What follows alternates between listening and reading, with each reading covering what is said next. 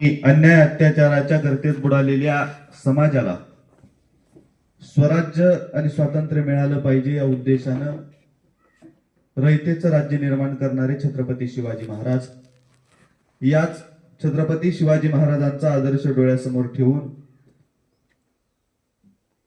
या देशातल्या मुलींची पहिली शाळा सुरू करणारे शिक्षणाचे आद्यप्रणेते, श्री शिक्षणाचे पुरस्कर्ते महात्मा ज्योतिबा फुले, छत्रपती शिवाजी महाराजांचा वारसा चालवत असताना जे पालक आपल्या मुलाला शाळेत पाठवणार नाहीत त्यांना कायदेशीररित्या दंड ठोठावण्याचा निर्णय आपल्या राज्यात लागू करणारे लोकांचे राजे, आरक्षणाचे जनक राजर्षी शाहू महाराज, महाराष्ट्रातल्या खेडोपाड्यात हिंडून बहुजनांच्या लेकरांना आपल्या खांद्यावरती घेत ज्यांनी साताऱ्याला आणला आणि शिक्षणाचा वटवृक्ष निर्माण केला ते शिक्षणाचे महामेरू कर्मवीर भाऊराव पाटील, न्याय, समता आणि बंधुता या तत्वावर आधारलेलं संविधान देशाला ज्यांनी दिलं ते डॉक्टर बाबासाहेब आंबेडकर, आणि या सगळ्या महापुरुषांचा, महामानवांचा शिक्षणाचा विचार, लोककल्याणाचा विचार पुढे घेऊन जात असताना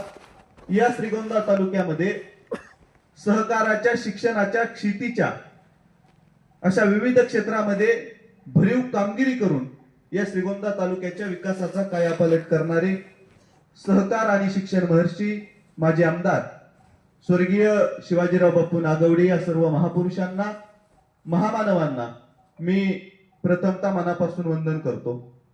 आज स्वर्गीय बापूंची जयंती आणि या जयंतीच्या कार्यक्रमाच्या निमित्तानं आपल्या रामेश्वर विद्यालयामध्ये आयोजित करण्यात आलेल्या या कार्यक्रमाचे अध्यक्ष हरिभक्तपरायण दत्तात्रय महाराज झेंडे, व्यासपीठावरचे सर्व मान्यवर आणि इथं उपस्थित असणारे विद्यार्थी मित्र, विद्यालयाचे मुख्याध्यापक सन्माननीय हवालदार सर, सर्व शिक्षक वृंद आणि माझ्या विद्यार्थी मित्रांनो आणि मैत्रिणींनो, माणसं जन्माला येतात, अनेक माणसं जन्माला येतात, अनेक माणसं मरण पावतात, इतिहास त्यांची नोंद ठेवत नाही। तुम्ही किती वर्ष जगलात, अनेक जण 100-150 वर्ष जगणारी माणसं आपण पाहतो, पण तुम्ही किती वर्ष जगलात याच्यापेक्षा तुम्ही कसे जगलात हे इतिहास याचा विचार करतो, आणि तुम्ही कसे जगलात तुमच्या कार्यकर्तृत्वाची नोंद इतिहास ठेवत असतो। स्वतःच्या आयुष्यावर, संसारावरती तुळशीपत्र ठेवून समाजाचं हित सर्वोच्च स्थानी ठेवत आणि त्याकरिता आपलं उभं आयुष्य वेचतात, आपलं आयुष्य समर्पित करतात, त्यांची इतिहासाच्या पानावरती नोंद घेतली जाते। आणि केवळ इतिहासाच्या पानावर नाही तर इथल्या जनसामान्यांच्या मनामनावरती छाप पाडावी असं कर्तृत्व स्वर्गीय बापूंनी निर्माण करून ठेवलं। त्याच बापूंच्या जीवन कार्यावरती बोलण्यासाठी आज मी आपल्या सगळ्यांच्या समोर उभा आहे। आपल्याला अनेक महापुरुषांची नावं माहित आहेत, आम्ही छत्रपती शिवाजी महाराजांचं नाव घेतो, महात्मा फुल्यांचं नाव घेतो, कर्मवीर भाऊराव पाटलांचं नाव आम्हाला माहित आहे, डॉक्टर बाबासाहेब आंबेडकरांचं नाव माहित आहे, अनेक महापुरुष आम्हाला आठवतात। त्यांनी त्यांच्या आयुष्यात समाज कल्याणाचं, लोककल्याणाचं भरीव असं काम केलं, समाजात क्रांती निर्माण केली आणि समाज घडवला, परिवर्तित केला। त्या माणसांचा जीवन कार्याचा परिचय आम्हाला सगळ्यांना आहे, मात्र या सगळ्यांचा आदर्श ठेवत त्याच धर्तीवर या श्रीगोंदा तालुक्यामध्ये सहकाराची क्रांती असेल, या तालुक्यामध्ये शिक्षणाची क्रांती असेल, या तालुक्यातल्या शेतीच्या बाबतीत घेतलेला अनेक महत्वाकांक्षी निर्णय जे या तालुक्याच्या विकासात भर घालणारे ठरले, असं सगळं भरीव काम करणाऱ्या स्वर्गीय बापूंच्या जीवन कार्याचा परिचय हा त्या ठिकाणी फारसा विद्यार्थ्यांना नाही, आणि म्हणून तो मांडण्यासाठी मी आपल्या सगळ्यांच्या समोर उभा आहे। केवळ बापू एक राजकारणी नव्हते, फक्त राजकारणातच बापूंनी काम केलं नाही तर सगळ्या क्षेत्रामध्ये सर्वसमावेशक काम, सर्वसामान्यांचं हित डोळ्यासमोर ठेवून केंद्रबिंदू सर्वसामान्य लोकांना मानून केलेलं काम हे निश्चितपणानं येणाऱ्या कैक पिढ्यांसाठी, तुमच्या आमच्या सगळ्यांसाठी एका दीपस्तंभाच्या भूमिकेत असणारं काम आहे। त्या कामाचा, त्या कर्तृत्वाचा आणि बापूंच्या व्यक्तिमत्वाचा जागर करण्याचा आजचा खऱ्या अर्थाने दिवस आहे। श्रीगोंदा तालुक्यामधल्या वांगदरी नावाच्या एका छोट्याशा खेड्यामध्ये एका सर्वसामान्य कुटुंबात बापूंचा जन्म झाला। 19 जानेवारी 1934 रोजी बापूंचा जन्म झाला। एका सर्वसामान्य खेड्यात जन्माला आलेल्या या पोरानं विद्यार्थी दशेपासून समाजकार्याची आवड त्यांना होती. काही कारणास्तव त्यांना आपलं शिक्षण अर्धवट सोडावं लागलं. मात्र ते सोडत असताना समाजकार्याची असणारी आवड त्यांना सुस्त बसू देत नव्हती. आणि म्हणून आपलं शिक्षण जरी अर्धवट राहिलेलं असलं तरी श्रीगोंदा तालुक्यातल्या गोरगरिबांच्या लेकरांचं शिक्षण पूर्ण व्हावं म्हणून शिक्षण संस्था काढण्याचा निर्णय बापूंनी घेतला. हे सगळं करत असताना सगळ्यात आधी काय केलं? सामान्य लोकांच्या जर जीवनामध्ये सुख समृद्धी आणायची असेल तर आपला भाग शेतकरी आहे. शेतकरी आपल्या भागात सगळ्यात जास्त आहेत आणि शेतकऱ्याचं जीवनमान सुधारायचं असेल तर त्याच्या शेतीला पाणी मिळालं पाहिजे. ही सगळ्यात पहिली भूमिका बापूंनी मांडली. श्रीगोंदा तालुका हा दुष्काळी तालुका, एकेकाळी अहमदनगर जिल्ह्यामधला सगळ्यात दुष्काळी तालुका म्हणून या तालुक्याची नोंद होत होती. अशा दुष्काळी तालुक्यामध्ये जर शेती फुलवायची असेल तर या तालुक्याला पाणी मिळालं पाहिजे म्हणून घोड आणि कुकडीचं पाणी या तालुक्यात आलं पाहिजे यासाठी बापूंनी आंदोलन केलं. रस्त्यावरचा संघर्ष उभा केला आणि शेतकऱ्यांच्या घरामध्ये सुख समृद्धी यावी यासाठी रस्त्यावर उतरून संघर्ष केला. बापूंच्या त्या आंदोलनाला संघर्षाला यश मिळालं. तो लढा यशस्वी ठरला. घोड कुकडीचं पाणी श्रीगोंदा तालुक्याच्या महाराणावरती आलं. श्रीगोंदा तालुक्यातल्या शेतीला ते पाणी मिळालं. शेती फुलायला लागली. आणि अशा काळामध्ये बापूंनी शेतकऱ्यांना तुम्ही ऊस लावा, आर्थिक प्रगती झाल्याशिवाय शेतकऱ्याचं जीवनमान उंचावणार नाही ही भूमिका बापूंनी मांडली. आर्थिक सक्षम जर शेतकरी असेल तर तो सगळ्या दृष्टीने सक्षम होणार आहे. आणि ते आर्थिक सक्षम व्हायचं असेल शेतीच्या माध्यमातून तर शेतीमध्ये नवीन नवीन प्रयोग केले पाहिजेत. शेतीला पाणी मिळालंय त्याचा उपयोग करून नवीन तंत्रज्ञानावर आधारलेली शेती शेतकऱ्यांनी केली पाहिजे ही भूमिका शेतकऱ्यांना सांगण्याचं काम बापूंनी केलं. ऊसाची शेती वाढवण्यासाठी बापूंनी शेतकऱ्यांना प्रोत्साहन दिलं. या श्रीगोंदा तालुक्यामध्ये मोठ्या प्रमाणात ऊसाची शेती त्या ठिकाणी पिकायला लागली.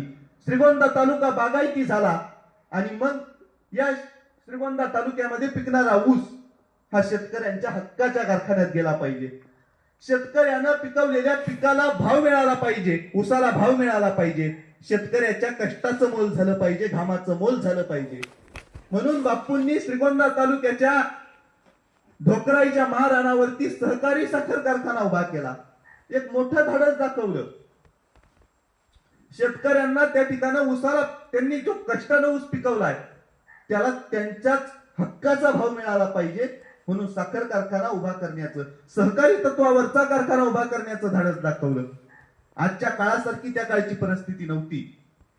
तंत्रज्ञान प्रगत नव्हतं, मशिनरी उपलब्ध नव्हत्या. अशा काळामध्ये आज तंत्रज्ञान प्रगत झालेलं आहे. कुठलीही गोष्ट आपल्याला निर्माण करायची म्हणलं तर फारसं त्याला कष्ट घ्यावे लागत नाहीत. मात्र हे सगळं नसताना, तंत्रज्ञानाची प्रगती नसताना अशा काळामध्ये या श्रीगोंदा तालुक्यात सहकारी तत्वावरती चालणारा कारखाना बापूंनी उभा केला. सहकारी तत्वावरती सगळ्यांना सोबत घेऊन, शेतकरी कष्टकऱ्यांना सोबत घेऊन त्यांचा विश्वास संपादन करून त्या सगळ्या लोकांच्या कल्याणासाठी बापूंनी सहकारी साखर कारखाना उभा केला. धाडसी निर्णय घेतला आणि शेतकऱ्यांच्या घरात सुखासमाधानाचे दिवस यायला लागले आणि शेतकऱ्यांच्या कष्टाला मोल मिळण्याचं काम झालं. हे बापूंचं सगळ्यात मोठं काम आहे. आजही बापूंनी उभा केलेला सहकारी साखर कारखाना तितक्याच ताकदीनं आज खाजगीकरणाचा वारा देशामध्ये असताना सहकारी तत्वावरचा कारखाना शेतकऱ्यांना न्याय देण्याची भूमिका आज सुद्धा हा कारखाना घेतो. आज जरी बापू आपल्या हयात नसले, आज आपण बापूंच्या जयंत्या साजऱ्या करतो, बापूंच्या पुण्यतिथ्या साजऱ्या करतो. आज जरी बापू आपल्या हयात नसले तर बापूंनी उभा केलेला सहकारी साखर कारखाना, बापूंनी उभा केलेल्या शिक्षण संस्था, बापूंनी उभा केलेली शाळा, कॉलेजेस, महाविद्यालये हे सगळं बापूंची जिवंत स्मारक आहेत.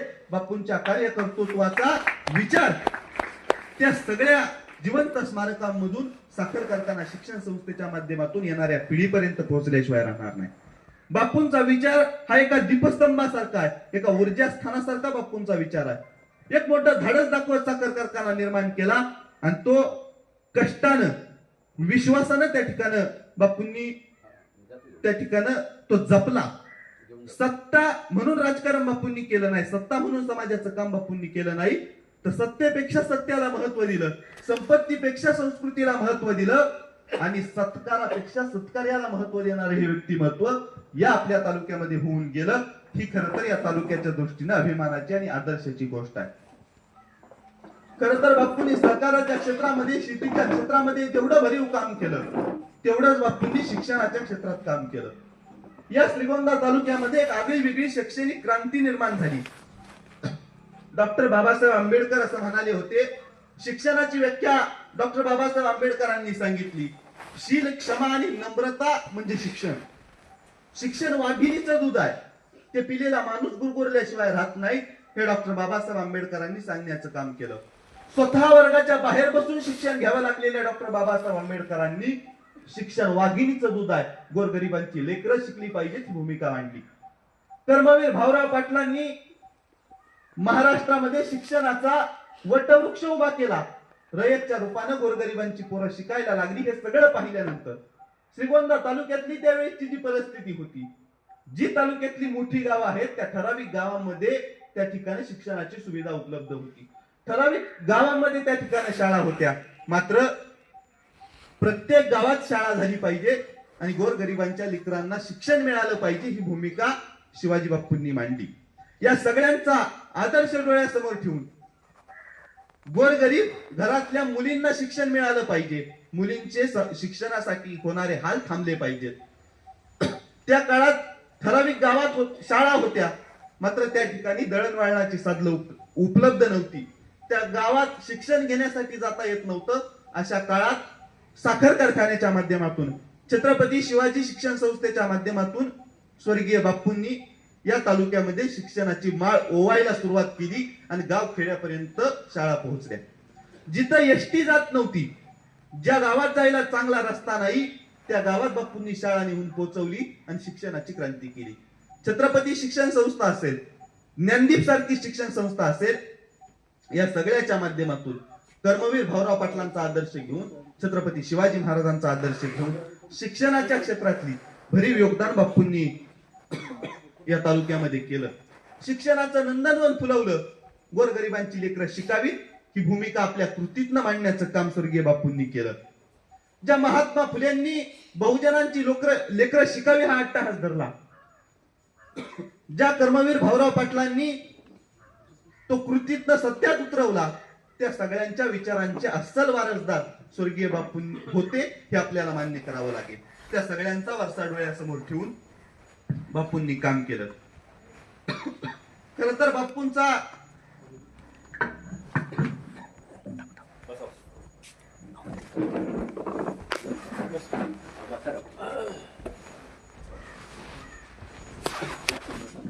हे सगळं करत असताना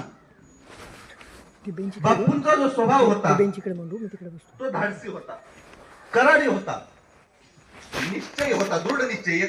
एकदा एखादी गोष्ट ठरवली तर ती पूर्ण करायची, तडीच न्यायची ही भूमिका बापूंची होती. मोठी स्वप्न पाहायची आणि ती स्वप्न सत्यात उतरवायची. भान ठेवून योजना आखा आणि बेभान होऊन योजना राबवा, असं पतंगराव कदमांचं वाक्य आहे.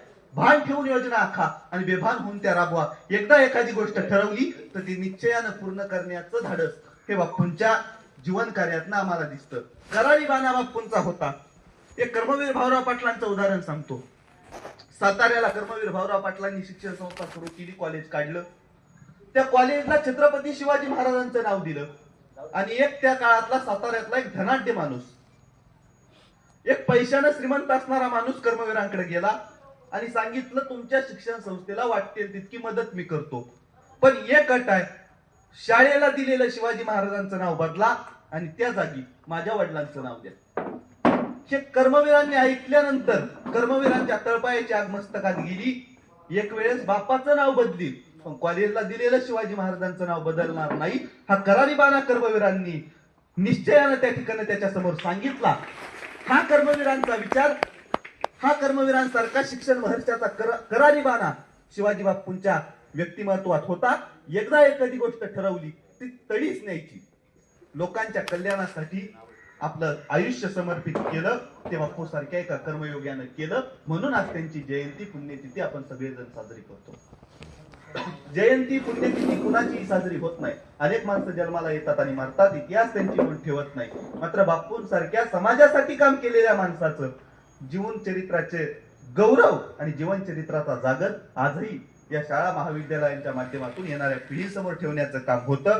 कारण आपलं आयुष्य लोकांसाठी जगण्याची भूमिका त्यांनी घेतली. शिक्षणाच्या क्षेत्रात काम करत असताना माध्यमिक विद्यालय काढली, उच्च माध्यमिक विद्यालय काढली. उच्च शिक्षणाची सोय इथल्या गोरगरिबांच्या लेकरांना व्हावी म्हणून पॉलिटेक्निक कॉलेज काढलं. वसंतदादा पाटील मुख्यमंत्री असताना वसंतदादा पाटलांसारखा चौथी नापास माणूस महाराष्ट्राचा मुख्यमंत्री होता.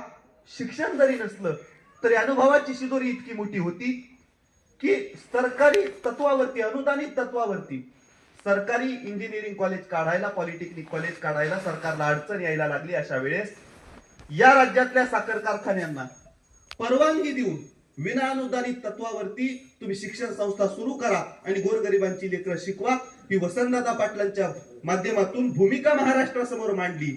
आणि या महाराष्ट्रामध्ये वसंतदादांच्या माध्यमातून आणि स्वर्गीय शिवाजीराव बापू नागवडेंच्या प्रयत्नानं, अथक प्रयत्नानं महाराष्ट्रामधलं पहिलं विना अनुदानित तत्वावरचं पॉलिटेक्निक कॉलेज या श्रीगोंदा तालुक्यात उभा राहिलं. आणि एक शैक्षणिक क्रांती, त्या क्रांतीची सुरुवात या तालुक्यामध्ये झाली. याचाही विचार खऱ्या अर्थानं आम्हाला करावा लागेल. लोकांसाठी आयुष्य समर्पित केलं. शेतकऱ्याच्या बांधावरती उभं राहून, शेतकऱ्याच्या समस्या जाणून घेतल्या आणि शेतकऱ्याच्या बांधावरती उभा राहिलेला हा शेतकऱ्यांचा नेता त्याच ताकदीनं लोकांच्या आशीर्वादावरती महाराष्ट्राच्या विधिमंडळात उभा राहिला आणि शेतकऱ्यांच्या समस्या सोडवाव्या लागतात ही भूमिका विधिमंडळात मांडली. सरकार दरबारी, शासन दरबारी शेतकऱ्यांच्या प्रश्नावरती आवाज उठवणारा जनसामान्यांचा हा नेता. बापूंना सत्तेचा काळ फारसा उपभोगायला मिळाला नाही. सततचा पराभव त्यांच्या वाट्याला आला, सततचा संघर्ष बापूंच्या वाट्याला आला. मात्र त्या संघर्षाच्या परिस्थितीत मी पराभूत झालोय म्हणून खचले नाहीत, मी पराभूत झालोय म्हणून लोकांची कामं आता करायची नाहीत, ही भूमिका कधीही बापूंनी स्वीकारली नाही. पराभूत जरी झालेलो असलो तरी सामान्य लोकांशी असणारी बांधिलकी बापूंनी शेवटच्या श्वासापर्यंत जपण्याचं काम केलं. सामाजिक बांधिलकी जपली, लोकांचा विश्वास संपादन केला आणि हा विश्वास संपादन करत असताना सहकाराच्या शिक्षणाच्या माध्यमातून या सामान्य लोकांना आधार देण्याचं काम बापूंनी केलं. सहकारी कारखाना उभा राहिला, शेतकऱ्यांच्या शेतीला पाणी मिळालं.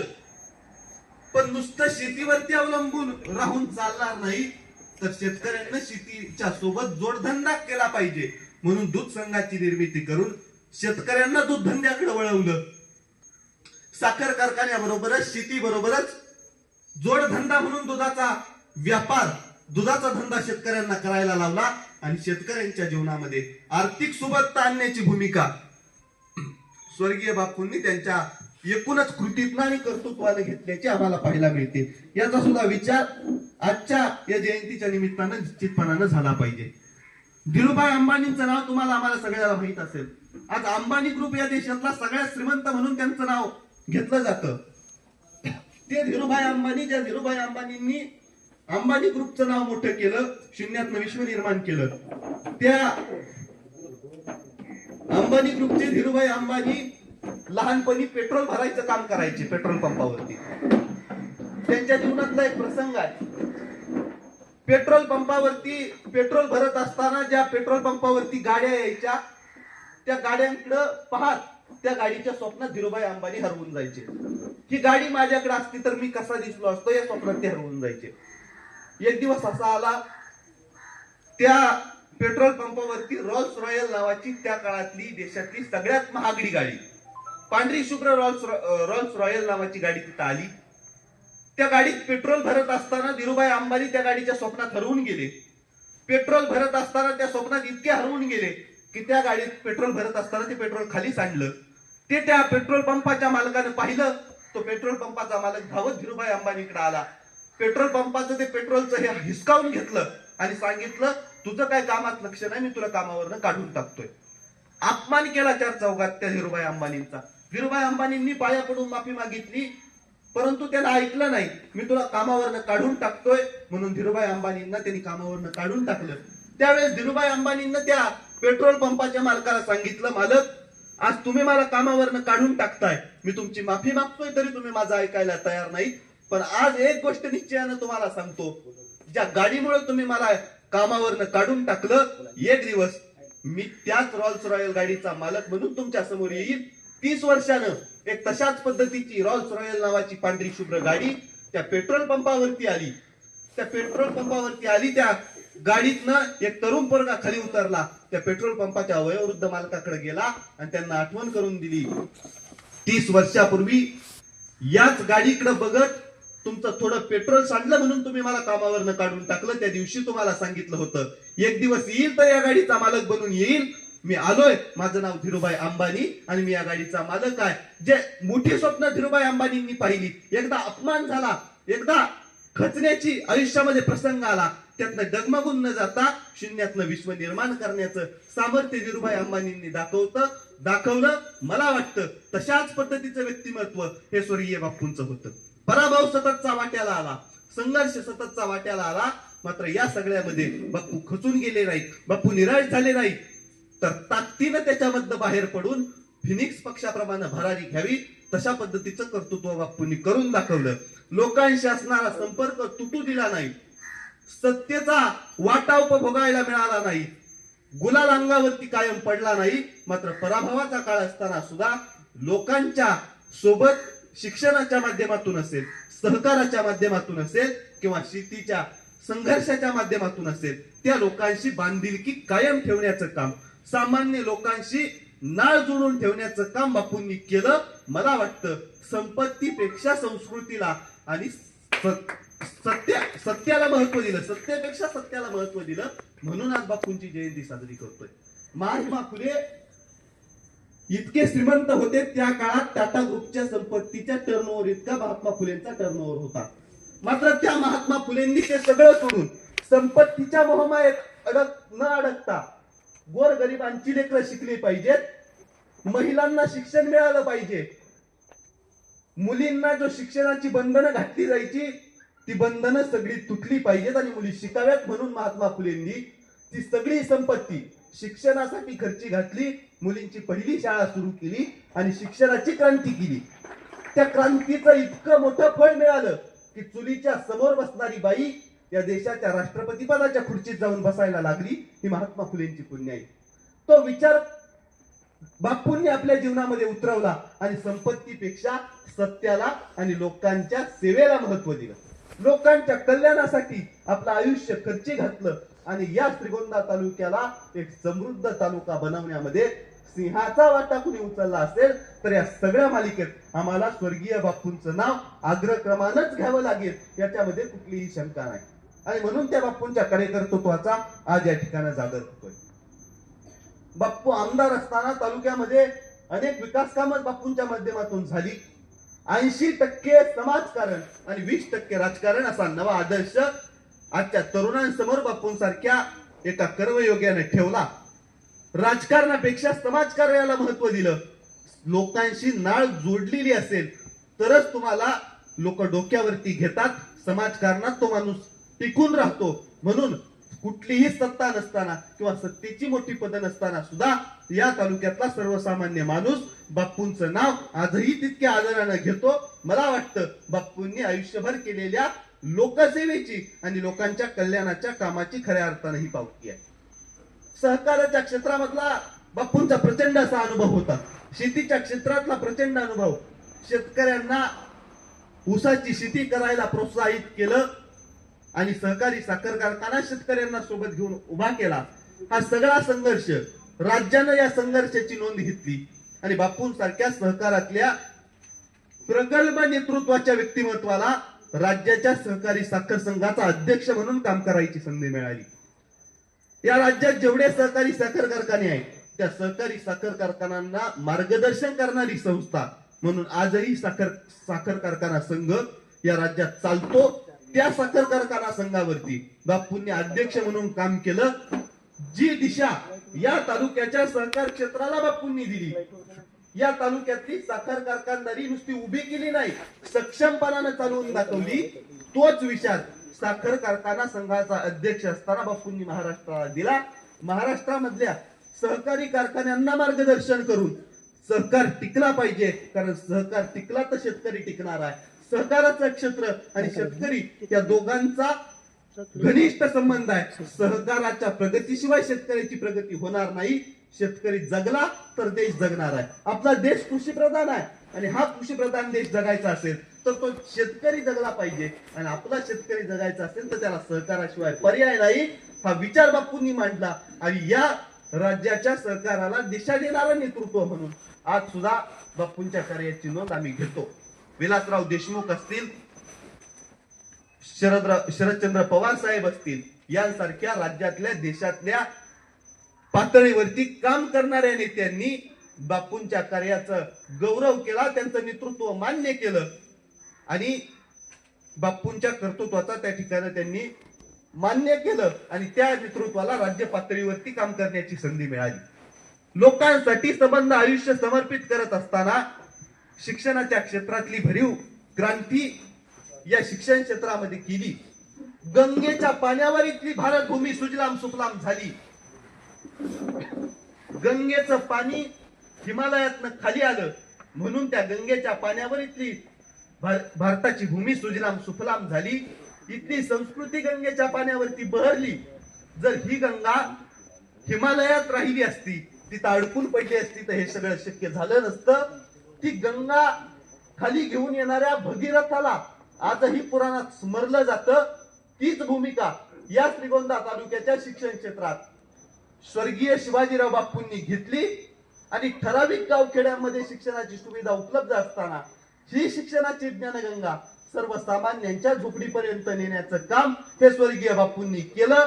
या तालुक्यामध्ये माध्यमिक विद्यालय उभी राहिली, पॉलिटेक्निकची कॉलेजेस उभे राहिले, गोरगरीब घरातली मुलगी इंजिनियर झाली. बापूंनी पाहिलेलं स्वप्न सत्यात उतरलं आणि हे सगळं होत असताना ज्या पोराचा बाप रोजंदारीवर दुसऱ्याच्या इकडे कामाला जातो, ज्याची आई कष्टानं रानात खुरपायचं काम करते, अशा कष्टकरी लेकरांची, अशा कष्टकरी आईबापांची लेकरं साहेब झाली. ज्या गावात लाईट जात नव्हती त्या गावात साहेबाचा लाल दिवा गेला. ही कुणाची पुण्याई असेल तर स्वर्गीय बापूंनी शिक्षणाच्या क्षेत्रामध्ये या तालुक्यात जी क्रांती केली, निश्चित अर्थानं त्या क्रांतीची पुण्याई आहे, बापूंनी केलेल्या कामाची पुण्याई. एक दूरदृष्टी असणारा नेता, 5-25 वर्षाचा विचार बापूंनी कधी केला नाही. मला निवडून यायचंय म्हणून मी हे करतो हा विचार कधी बापूंनी मांडला नाही. तर तालुक्याच्या भविष्यासाठी, गोरगरीब लेकरांच्या भविष्यासाठी इथून पुढच्या 100-200 वर्षात जे शाश्वत काम टिकणार आहे ते टिकणारं काम बापूंनी निर्माण केलं. शिक्षण संस्था उभ्या राहिल्या. आज तुमच्यासारखे विद्यार्थी या शिक्षण संस्थेतनं शिक्षण घेतील. येणाऱ्या पिढ्यातले विद्यार्थी या विद्यालयात तालुक्यातल्या सगळ्या शिक्षण घेतील आणि भविष्यामध्ये काहीतरी आयुष्यात यशस्वी होतील, मोठ्या पदावरती जातील. त्यावेळेस निश्चित अर्थानं बापूंनी पाहिलेलं स्वप्न पूर्ण झाल्याशिवाय राहणार नाही. मला वाटतं ही सगळी गोष्ट आपण समजून घेतली पाहिजे. जर बापूंनी शिक्षण संस्था काढली नसती, गाव खेड्यापर्यंत शिक्षण संस्था आली नसती, शिक्षणाची ज्ञानगंगा पोहोचवली नसती. आपल्या चिखलीसारखं छोटंसं खेड आहे, श्रीगोंदा तालुक्यातलं शेवटचं गाव, मात्र या गावात शिक्षण संस्थाच्या माध्यमातून शाळा काढली आणि तुमच्यासारख्या विद्यार्थ्यांना शिक्षणाची सोय त्यांच्याच गावात व्हावी ही भूमिका स्वर्गीय बापूंनी मांडली, ती कृतीत उतरवली आणि आज त्या सगळ्यातनं तुम्ही सगळे विद्यार्थी जे शिक्षण घेताय, बापूंच्या केलेल्या धडपड सार्थकी लागली असं खऱ्या अर्थानं म्हणावं लागेल. बापूंनी शाश्वत गोष्टींचा विचार केला, शाश्वत गोष्टी समाजात निर्माण करण्याचं काम केलं. हे सगळं करत असताना बापूंनी जिद्द सोडली नाही. मेहनतीनं जे काम करायचंय, प्रचंड संघर्षातलं बापूंसारख्या एका लोकनेत्याचं व्यक्तिमत्व घडलं. लोकांसाठी काम करणारं हे लोकनेतृत्व. खरं तर बापूंचं नाव शिवाजी, शिवाजी नावाला सार्थ ठरवणारं असं बापूंचं आयुष्य आहे, बापूंचं व्यक्तिमत्व आहे. शिवाजी नावाचा अर्थ शी म्हणजे शिकणं, व म्हणजे वाचणं आणि ज म्हणजे जगणं. शिकणं, वाचणं आणि जगणं या 3 जरी गोष्टी आपण शिवाजी बापूंच्या कर्तृत्वात घेतल्या तर मला वाटतं बापूंसारख्या लोकनेत्याची जयंती खऱ्या अर्थानं साजरी झाली. छत्रपती शिवाजी महाराजांनी रयतेचं राज्य उभा केलं. महाराष्ट्रामधल्या अन्याय अत्याचाराच्या गर्तेत बुडालेल्या समाजाला वर काढलं आणि या महाराष्ट्राच्या मातीतला अत्याचाराचा अन्यायाचा अंधकार दूर करून स्वातंत्र्याची पहाट छत्रपती शिवाजी महाराजांनी महाराष्ट्रात निर्माण केली आणि स्वराज्य दिलं. ही भूमिका त्या धर्तीवरती स्वर्गीय बापूंनी या तालुक्यातला दुष्काळी नावाचा या तालुक्यावरचा शिक्का पुसला. या तालुक्याचा दुष्काळाचा कलंक आम्हाला पुसायचा असेल तर शेतीच्या बाबतीत आणि सहकाराच्या बाबतीत काम केलं पाहिजे. ही भूमिका मांडत स्वर्गीय बापूंनी या तालुक्यातल्या शिक्षणाचा मागासलेपणाचा आणि खऱ्या अर्थानं दुष्काळाचा कलंक पुसून सहकार आणि शिक्षणाचं फार मोठं काम या तालुक्यात उभा केलं. शिवाजी नावाला सार्थ ठरवणारं बापूंचं व्यक्तिमत्व होतं. त्या बापूंच्या व्यक्तिमत्वातनं आम्ही आमचं आयुष्य जगण्यासाठी, आमचं व्यक्तिमत्व घडण्यासाठी काही जर आदर्श घेतले, काही धडे बापूंच्या आयुष्यातनं घेतले तर मला वाटतं बापूंची ही जयंती खऱ्या अर्थानं साजरी झाल्याशिवाय राहणार नाही. एक दूरदृष्टी असणारा नेता, एक लोकांसाठी काम करणारा नेता या तालुक्यात होऊन गेला. ही या तालुक्याची पुण्याई, या तालुक्याचं भाग्य. सहकाराच्या क्षेत्रात काम करत असताना महात्मा गांधी असं म्हणायचे की तुम्ही किती मोठे झालात याला महत्व नाही, एखादा माणूस किती मोठा झाला याला महत्व नाही, तर त्यानं त्याच्या सोबत किती माणसं मोठी केली याला महत्व आहे. आणि बापूंनी स्वतः मोठं व्हायचा विचार आयुष्यात केला नाही, तर माझ्यासोबत या श्रीगोंदा तालुक्यातल्या ग्रामीण भागातला शेतकरी मोठा झाला पाहिजे म्हणून बापूंनी सहकाराचा त्या ठिकाणी विचार या तालुक्याला देण्याचं काम केलं. गोरगरिबांचे, शेतकऱ्यांचे प्रपंच उभा करण्याचं काम केलं.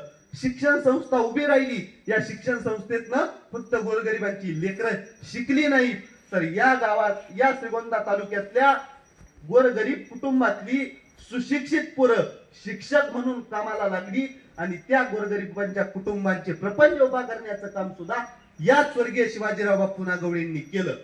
प्रत्येक गोष्टीमध्ये दूरदृष्टी शोधणारा माणूस.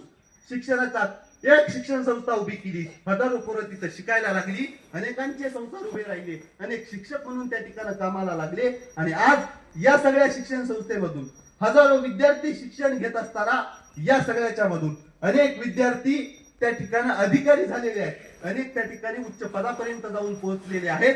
हे सगळं पाहिल्याच्या नंतर बापूंनी या तालुक्याच्या शिक्षणाच्या क्षेत्रासाठी केलेली धडपड सार्थकी लागली असं आम्हाला निश्चितपणानं म्हणावं लागेल. असा सर्व समावेशक विचार करणारा, लोकांचं हित केंद्रबिंदू मानून समाजासाठी धडपडणारा युगपुरुष या तालुक्याच्या राजकीय, सामाजिक, शैक्षणिक सहकाराच्या पटलावरती होऊन गेला. शेतकऱ्यांचं मागासलेपण दूर करून सहकाराचा सूर्य ज्यांच्या रूपानं उगवला असे सहकार महर्षी स्वर्गीय बापू या तालुक्यातल्या कैक येणाऱ्या पिढ्यांसाठी, तुमच्या माझ्यासाठी निश्चितपणानं एक आदर्श आणि दीपस्तंभाच्या भूमिकेत त्या ठिकाणी निश्चितपणानं राहतील, याच्यामध्ये कुठली शंका नाही.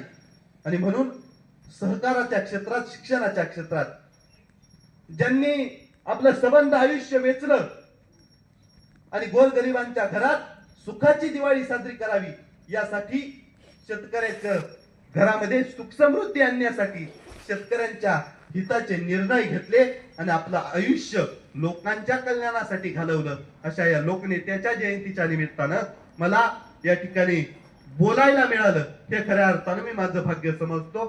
बापूंच्या जीवनचरित्रामध्ये राजकारणाच्या व्यतिरिक्त जे बापूंनी या तालुक्याच्या विकासात काम केलं, सहकाराच्या शिक्षणाच्या क्षेत्रात राजकारण बाजूला ठेवून या तालुक्यातल्या पिढी घडवायचं काम केलं, एक आदर्श पिढी. कारण विद्यार्थी हा देशाचं भविष्य आहे. त्याच्यावरती जर योग्य प्रकारे शिक्षण झाले, तो जर चांगल्या पद्धतीने शिकला तर देश घडणार आहे. या कोवळ्या कळ्या माझी लपले ज्ञानेश्वर रवींद्र शिवाजी, प्रगतीतील समाजी शेकडो महापुरुष, ही भूमिका राष्ट्रसंत तुकडोजी महाराजांनी मांडली. तोच विचार घेऊन जर उद्याचे महापुरुष या सगळ्या विद्यार्थ्यांमध्ये घडणार असतील, डॉक्टर APJ अब्दुल कलामांनी सांगितलं की या देशातला विद्यार्थी या देशाचं भविष्य आहे. त्या विद्यार्थ्यावरती चांगले संस्कार झाले, चांगलं शिक्षण त्यांना मिळालं, विचारशील, आचारशील आणि संस्कारशील शिक्षण मिळालं, तर ही पुढची पिढी घडणार आहे. देशाचं भविष्य सुरक्षित राहणार आहे. ते भविष्य घडवायचं काम एक नाही, दोन नाही, तीन शिक्षण संस्थांच्या माध्यमातून बापूंनी केलं आणि या तालुक्यामध्ये शिक्षणाचं फार मोठं नंदनवन उभा करण्याचं काम केलं. अशा या लोकनेत्याला मी पुन्हा एकदा आजच्या जयंतीच्या निमित्तानं मनापासून वंदन करतो. मला या ठिकाणी बोलायची संधी दिली. मी जेवढं काही बापूंच्या राजकारणाव्यतिरिक्त बापूंची जे काही व्यक्तिमत्व आहे ते व्यक्तिमत्व आपल्या सर्वांच्या समोर ठेवण्याचा प्रयत्न केला.